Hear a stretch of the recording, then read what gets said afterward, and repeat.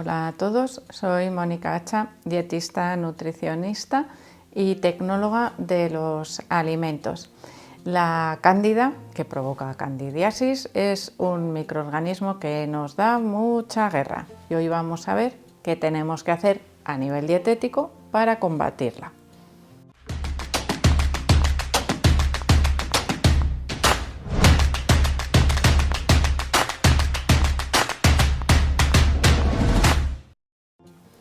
La candidiasis es una enfermedad, vamos a decir, peliaguda, guerrera, a la hora de solucionarla y muchas veces, bueno, pues nos da bastante, como digo, guerra cuando queremos ponerle remedio, porque, bueno, pues no es tarea fácil, sobre todo dependiendo de dónde se haya producido esa alteración en su crecimiento.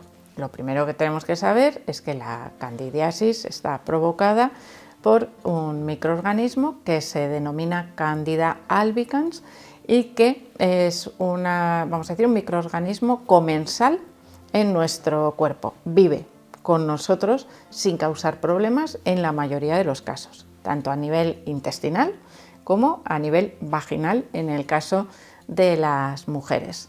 Todos tenemos cándidas en nuestro cuerpo, pero ¿qué ocurre?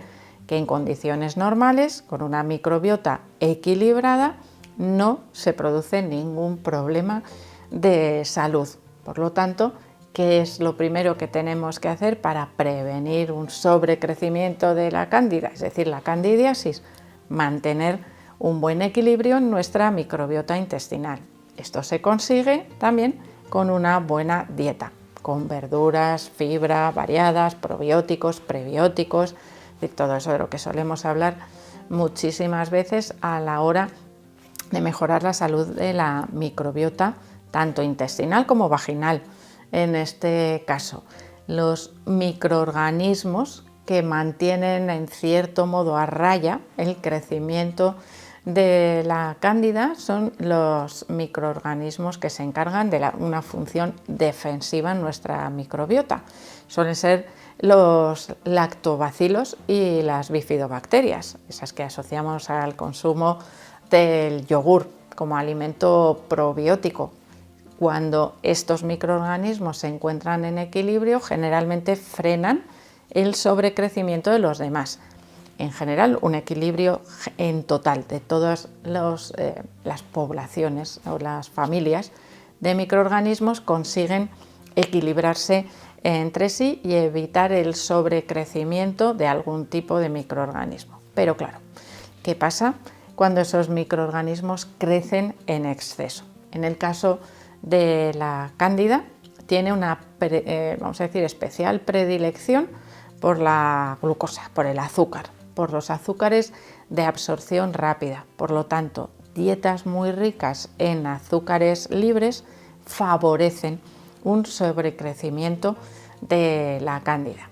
Tratamientos, por ejemplo, con antibióticos que destruyen muchos de los microorganismos que habitan con nosotros y que nos permiten tener un buen estado de salud, favorecen también el crecimiento de la cándida. ¿Por qué? Porque no es una bacteria, es otro tipo de microorganismo diferente y por lo tanto no se ve afectada negativamente por el tratamiento antibiótico. Realmente es un hongo y por lo tanto sería un tratamiento antifúngico el que deberíamos utilizar a nivel farmacológico para evitar el sobrecrecimiento o el crecimiento de la cándida. Pero es oportunista, ¿qué quiere decir? Que aprovecha esas situaciones en las que nuestro cuerpo es un poco más débil o el resto de la microbiota es un poco más débil para crecer en exceso y colonizar esas zonas que no le corresponden. A nivel vaginal, por ejemplo, cuando tenemos un tratamiento antibiótico, es muy frecuente que aparezca un sobrecrecimiento, una candidiasis vaginal. Cuando tenemos un tratamiento antibiótico, también podría aparecer a nivel intestinal. ¿Qué ocurre? Que a nivel vaginal los síntomas son muy claros, los picores, por ejemplo, pueden aparecer enrojecimientos, ronchas, vamos al ginecólogo, nos pone el tratamiento y se acabó. Pero a nivel intestinal, si esa cándida pasa al intestino delgado, cambia su forma de crecer, cambia su forma de alimentarse y se produce un crecimiento que es difícil de controlar. Imaginaros que os han diagnosticado candidiasis, que a veces los primeros síntomas de la candidiasis intestinal aparecen también en la boca.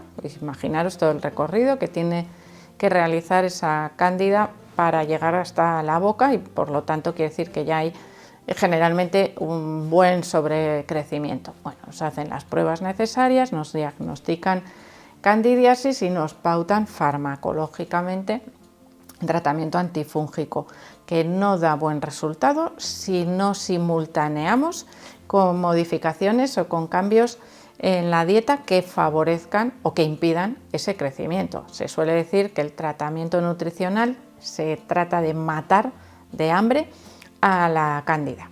¿Qué es lo que le gusta? Que lo hemos dicho antes.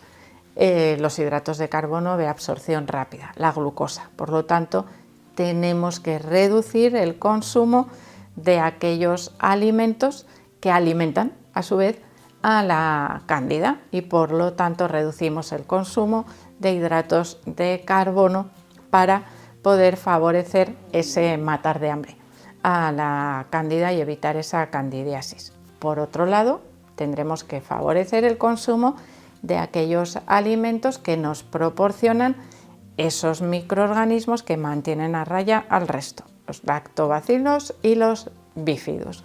En ese caso, tanto el yogur como los yogures bios serían recomendables para favorecer ese control, ¿no? O tratar de mantener a raya la candidiasis.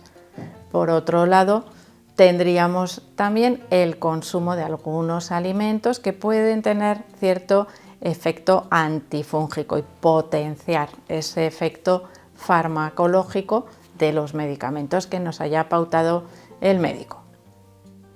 Dentro de los alimentos de consumo habitual vamos a seleccionar algunos que nos pueden ayudar también a controlar la candidiasis y que los podemos incluir de manera muy fácil, muy sencilla en nuestra dieta.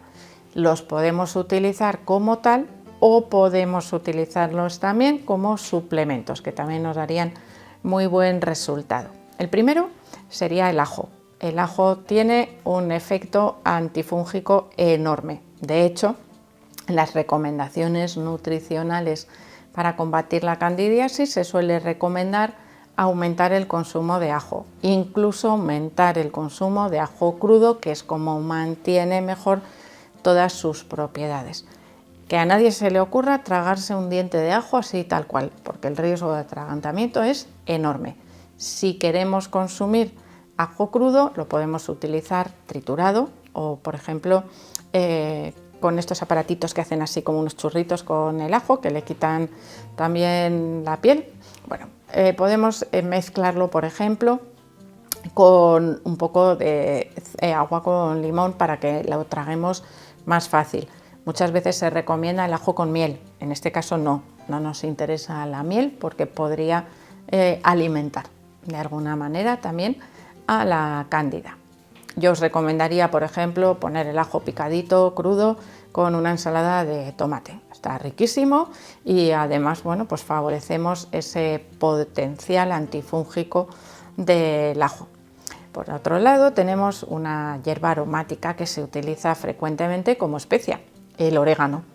El orégano también tiene, bueno, un efecto antifúngico importante si lo utilizamos como hierba aromática.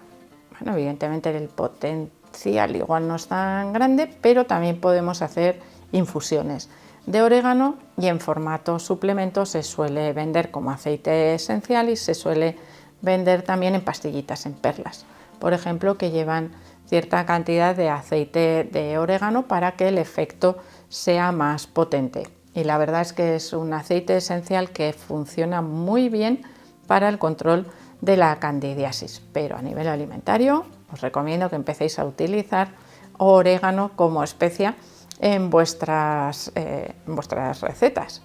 Aquí iríamos, por ejemplo, al mismo alimento, ensalada de tomate con ajo picadito y un poco de orégano, bueno, una delicia que nos va a ayudar también por su bajo contenido en hidratos de carbono y el potencial antifúngico del ajo y del orégano a controlar la candidiasis.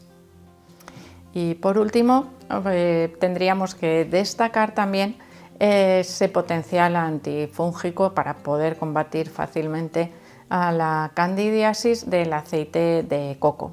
Hay personas que son capaces de tomarse una cucharada de aceite de coco en ayunas y por supuesto que van a conseguir todos los beneficios. Otras personas necesitarán incluir el aceite de coco en la elaboración de las recetas, pero que también nos va a resultar altamente recomendable y muy beneficioso. Dentro de esa, vamos a decir, esa modificación del patrón alimentario, esa reducción de los hidratos de carbono más utilizar pues, este tipo de ingredientes en la dieta, ayuda, por supuesto, al efecto del tratamiento farmacológico, porque como os he dicho, muchas veces uno sin el otro no hace el efecto deseado. Nos cuesta mucho más combatir esa cándida que se puede hacer resistente a veces en nuestro sistema digestivo. Imaginaros que es un sitio que le gusta mucho porque llega alimento de manera casi permanente. Por lo tanto, tenemos que seguir las estrategias adecuadas para favorecer su eliminación. Así que espero que el vídeo os haya resultado interesante, que sé que hay muchos preocupados también, que estáis muy preocupados por la candidiasis y por saber cómo resolverla de manera eficaz. Así que espero que le deis al like del vídeo, no dejéis de suscribiros al canal y quiero seguir viéndoos a todos en los próximos vídeos.